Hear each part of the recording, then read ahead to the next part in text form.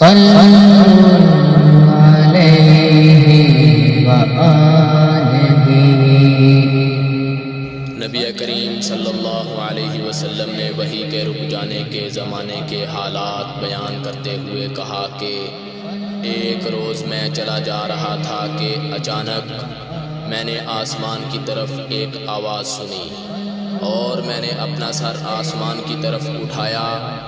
کیا دیکھتا ہوں کہ وہی فرشتہ جو میرے پاس غار حرا میں آیا تھا وہ آسمان و زمین کے بیچ میں ایک کرسی پر بیٹھا ہوا ہے۔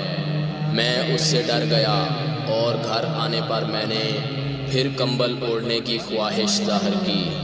اس وقت اللہ پاک کی طرف سے یہ آیات نازل ہوئیں، اے لحاف اوڑھ کر لیٹنے والے، اٹھ کھڑا ہو اور لوگوں کو عذاب الہی سے ڈرا اور اپنے رب کی بڑائی بیان کر اور اپنے کپڑوں کو پاک صاف رکھ اور گندگی سے دور رہ۔ اس کے بعد وہی تیزی کے ساتھ پے در پہ آنے لگی۔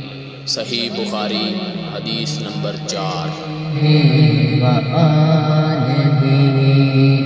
صلوا علیہ وآلہ